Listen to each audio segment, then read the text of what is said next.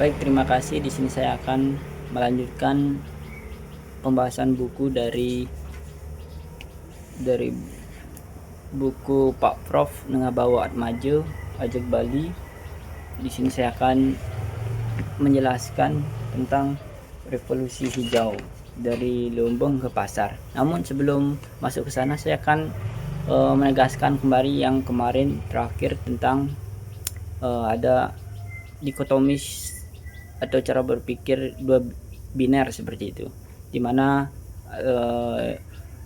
orang barat itu adalah orang yang modern, yang rasional, orang yang maju gitu. Nah, maka dari itu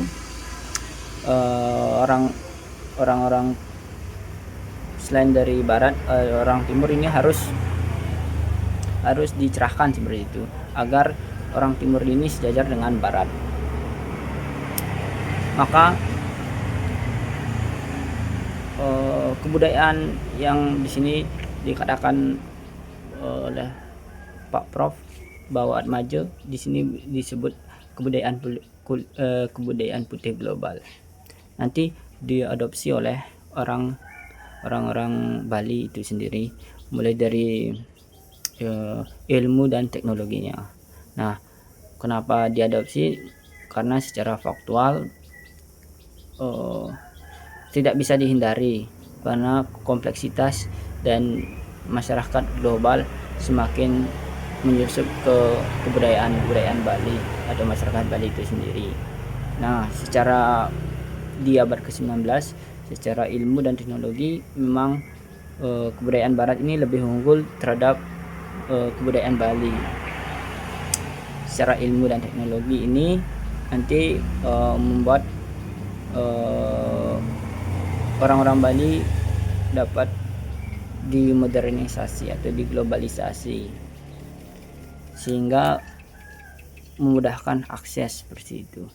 Nah, moderasi ini makin kuat dan cara berpikir modern itu diperkuat juga. Oposisi binar yang tadi merambah di Bali, dan juga nanti ada dari filosofi orang Bali itu juga sendiri, ya, di mana Ruwo Benido.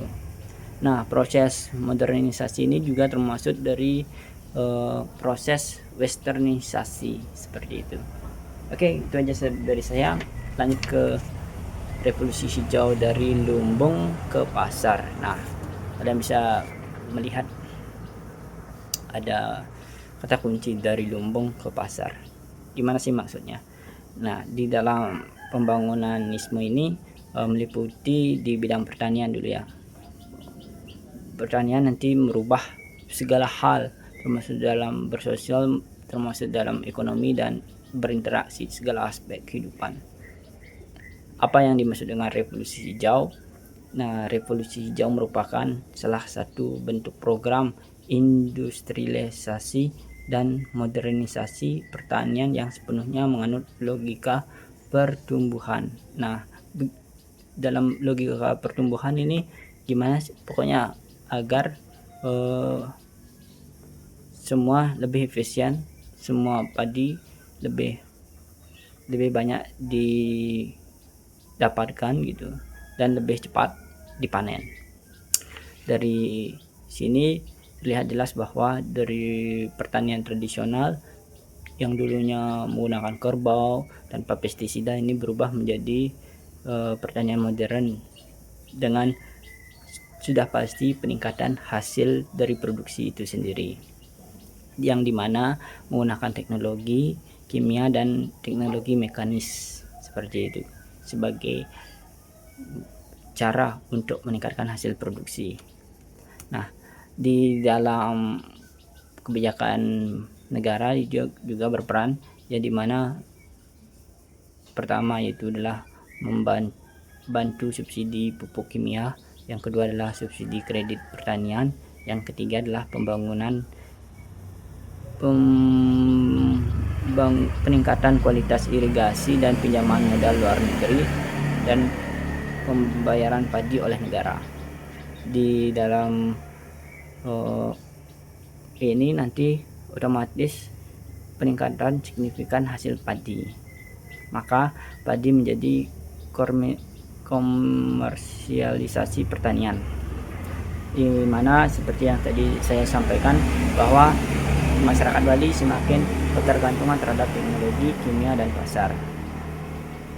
Nah, di mana kalau kita lihat bahwa lahan tidak lagi dilihat berdasarkan nilai sosial, tetapi lebih nilai ekonomis, sehingga harga tanah naik drastis.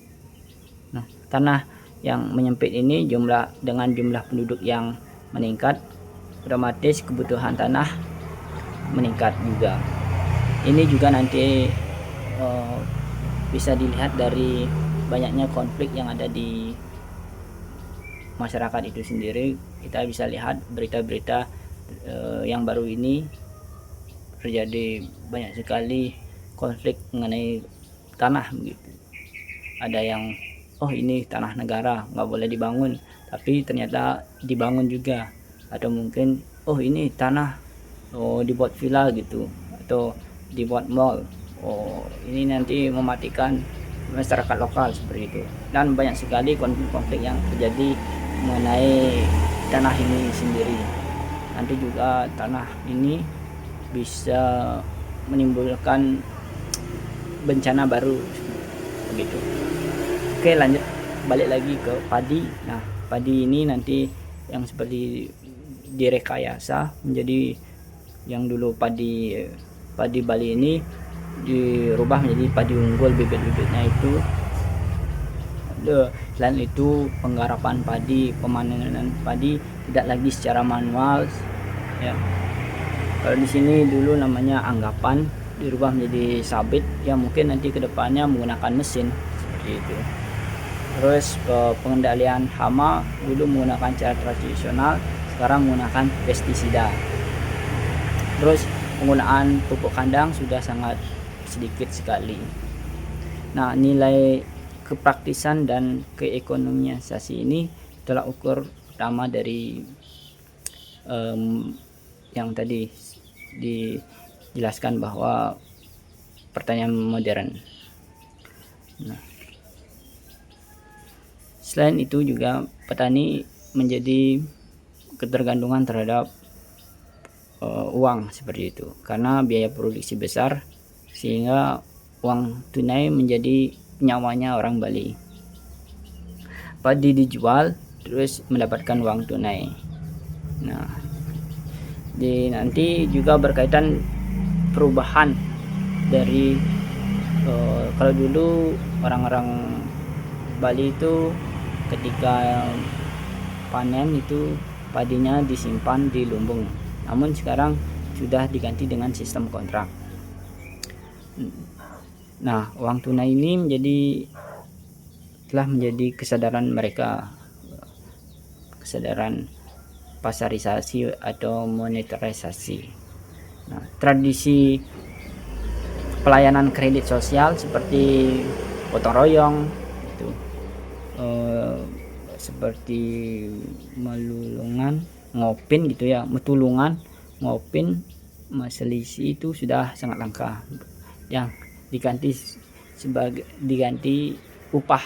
Nah, dengan mengupahkan otomatis semua bergerak seperti itu. Itulah pasar atau logika yang sekarang saat ini.